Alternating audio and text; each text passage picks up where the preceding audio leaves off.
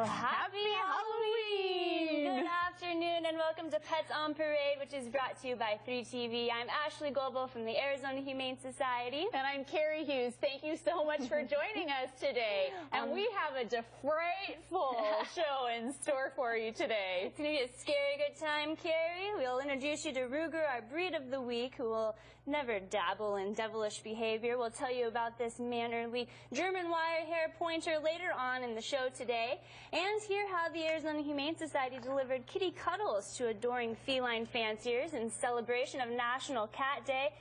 And this fraidy cat here is no fraidy cat, actually. We'll tell you Simon's spooky tale and how he was given a second chance at life. But first, meet our wicked cool kitty co-hosts here, dressed formally in their little tuxedos. We have Sam and Bobby. They're just 11 weeks old. They came to us as strays, and they were a little underweight, so they were sent to a foster home where they gained some weight with Kathleen. She raised them very well. They're very cuddly, very playful, and they would love to go home together, but of course they don't have to. They just like to have a feline friend to play with, and they'd be the perfect little snuggle buddies, at least this guy here. If you're going to snuggle up on the couch and watch some scary flicks later this evening, he would be the perfect buddy for that. And mine's the one that'll jump on you when you're least expecting it and scare you. Well, let's meet a few of our adoptable pets on today's show. And if you're a Tim Burton fan, you're going to appreciate the names of these two puppies. From the movie Nightmare Before Christmas, we have Zero, and then there's Sparky from Frankenweenie. Ski, tell us about these pups. Well, these guys are 12 weeks old, and they are ready to go into their first some good old Halloween fun. Now, with puppies, remember, you're going to want to make sure that you are prepared for some sleepless nights, so be sure to be able to get up at night to let them out to go to the bathroom. You're going to need to be able to have proper equipment for them, too, so have crates to keep them safe, gates to keep doorways so they can't get through where you don't want them to go in the house, proper toys, food, wee-wee pads, and so they have somewhere to go to the bathroom if you can't get them outside on time. But these little guys are certainly going to be a frightfully fun time for somebody this Halloween. They are going to stay a little on the smaller side. They're little terrier mixes. And remember that socialization is really, really important. So they want to just play with each other, but they really need to play with dogs of all sizes. Big dogs, small dogs, cats, kids, people. They're at that age where it really is most important for them to be socialized so that they are brave and ready to face the world as they get older. You can also do your own little happy hour, yappy hour with these guys in your own yard with your neighbor's dogs, or be sure to join us at the Arizona Humane Society for our social happy hours as well. As Ski was saying, socialization is one of the most important steps in raising a happy, well-behaved dog, and the Arizona Humane Society is the perfect opportunity for your pup to mingle and play with other puppies. So don't fret, the fun doesn't end after tonight. AHS's Monster Mash Puppy Party is going on tomorrow afternoon at 11 a.m. at our Sunny Slope campus. You can get more information on our puppy parties, which occur every weekend, by visiting azhumane.org. Have you heard about the legendary alligator dog who has been wreaking havoc as of late? The mutant giant alligator dog has been terrorizing passerbys and also endearing the hearts of dog lovers everywhere. Perry, tell us about Itsy. I can't tell whether he loves this thing or hates this thing, but he's rolling all over the place in it. And now we have an alligator eating a bug, I think is what we have here. Little Itsy here came to us as a stray, injured stray, had a wound on his paw, and he went off to our trauma center where it's very, very well, and now he's up for adoption. This little guy is he's like the big dog in the little dog's body. He's got a lot of spirit.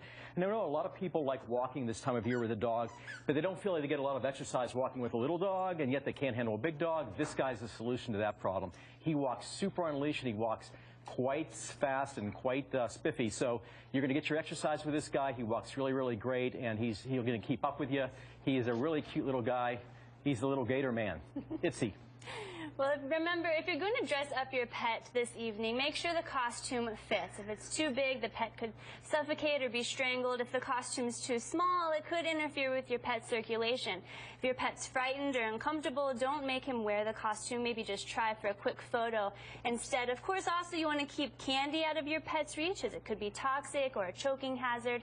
And pets can be frightened by costume kids and easily try to escape through that constantly opening and closing door. So be sure your pet's wearing a collar with an ID tag, and if your pet becomes too overwhelmed by all the scary sights and sounds, just confine them to a bedroom with maybe their favorite toy or bone. Now, if you're a toy mouse, you should be very afraid of our next kitten and his fearsome paw. Lisa, this kitty is curious and always looking for something to pounce on. He is. This is Cookie, and he was a great example of what Ashley was just talking about. He's not real crazy about his costume. That little monster head here the kitty wanted to wear, but he wasn't happy in it, and so we certainly wouldn't want our pets to be unhappy. He thinks it's a toy rather than a costume. But this little kitty is super friendly. Our volunteers picked him out for the show. They enjoy spending time watching him just ricochet around his kennel at the shelter. He's friendly with everyone. He's one of those that reaches through the bars for playing with anyone. He loves anything on a string. And even if you want to go fishing for kitties, this type of toy, the him just hopping around the volunteer room and the playroom. He is hours of entertainment, and then once you tire him out, he is happy to cuddle up next to you on the couch. Well, animal rescuers from the Arizona Humane Society were called to rescue a cat who was trapped in a tall oleander. The cat was extremely friendly and purred like crazy when EAMT Andy Gallo rescued her, and the kitty was just happy to have all four paws on the ground again. Poor thing. Well, when you see a ghost, you know who to call. The Ghostbusters. And we have Egon on the show today, who is in the ghost catching business.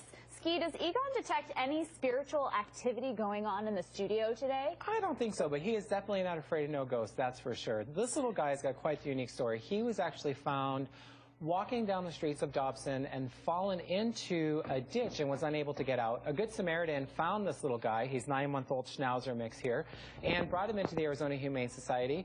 Now, we have to hold them for 3 days in case an owner comes looking for their pet that was lost, because he could have got out of someone's backyard or got out of a car or something. So when the owner didn't come claim him, he did go up for adoption. So this little guy is just happy to be alive and be ready to go into a new forever home. Remember, if you lose a pet, it's really important that you put up flyers, you get on Facebook, you hit that social media. A lot of pets are found relatively quickly when posted on social media, especially if you have social media networks, especially for your neighborhood or your community, because people really look out for each other, especially when it comes to the pets. This guy loves riding shotgun. He can in the car, so he wants to go places with you, let his ears flap in the wind. But he also can be a little shy at first, but he warms right up to you and is nothing but love. He's super soft, curly coat, nice Schnauzer mustache and beard here, so he will require some grooming. Again, he's 9 months old, so he's past that extreme puppy stage, but still young enough to have all that puppy playfulness and catch on to the rules of the house real quick. So he's going to make some great pet. Thank you so much, Ski.